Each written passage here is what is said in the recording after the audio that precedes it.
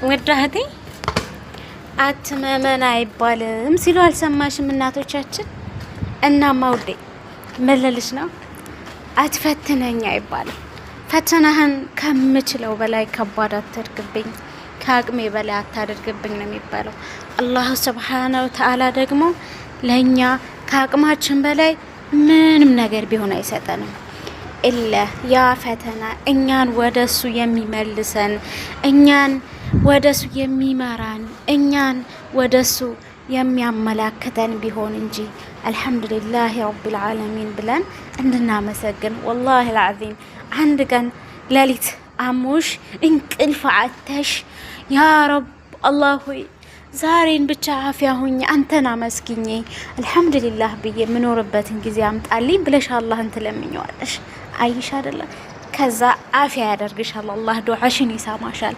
ከዛ አላህን ልታምጪ ስትፈልጊ አላህዬ ዱዓዬን ሰምተህ እኮ ከዛ ሁሉ ጭንቅ ገላግለኸኝ አልሐምዱሊላህ አሁን ጤነኛ ሁኛለሁ ብለሽ አላህን ሁሉ ጊዜ ታመሰግኘዋለሽ። አይሽ አይደለ ውዴቴ? አንዳንድ ጊዜ ፈተና ሲበዛብሽ፣ ስትታመሚ፣ እንዲሁም ውጣ ውረድ ሲበዛብሽ ለኸይር እንደሆነ ማመን አለብሽ። አንቺን ሊያጠነክርሽ፣ አንቺን ከነበርሽበት ከፍ ሊያደርግሽ፣ አንቺን ለማን ምን መሆን እንዳለብሽ ሊያስተምርሽ፣ እስከ ጥግ ድረስ ለማን ዋጋ መክፈል እንዳለብሽ ሊያስተምርሽ ነው አላህ የሚፈትንሽ። ስለዚህ አትመመን አይባልም፣ አትግደለን እንጂ ይላሉ እናቶቻችን።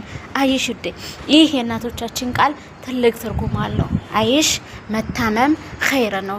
በታመምንበት ሰዓት በታመምንበት ሁሉ አላህ ሱብሓነሁ ወተዓላን ቅርብ እንድንሆንና ያ ረብ አላህ ሆይ ያ ረብ አላህ ሆይ እያልን ጠዋትም ማታም ለአላህ ሱብሓነሁ ወተዓላ ልመናን እንድናቀርብ፣ ወደ ራሳችን እንድንመለስ፣ ራሳችን እንድንፈትሽ፣ ያሳለፍነውን ወንጀልም የበደልናቸውንም ሰዎች ይቅር በሉን፣ ልሞት እችላለሁ፣ እንዲህ ሊሆን እችላለሁ እያልን እናስታውሳለን ማለት ነው። ኢላ ሁል ጊዜ ህይወታችን በድሎት እንደዚሁም ሳንከፋ ኦልሬዲ ገንዘብ ኑሮን የምንፈልገው ነገር ሁሉ ተሳክቶልን የምንኖር ከሆነ እስቲል ነው ችግር አለ። አላህ የማይፈትነው ሰው አላህ የሚወደው ነው የሚፈትነው ይባል የለ? አላህ የማይፈትነው ሰው ምናልባትም ከአላህ የራቀ ሰው ሊሆን ይችላል። አላህ ይጠብቀን። ቁል አልሐምዱሊላህ ረብል ዓለሚን።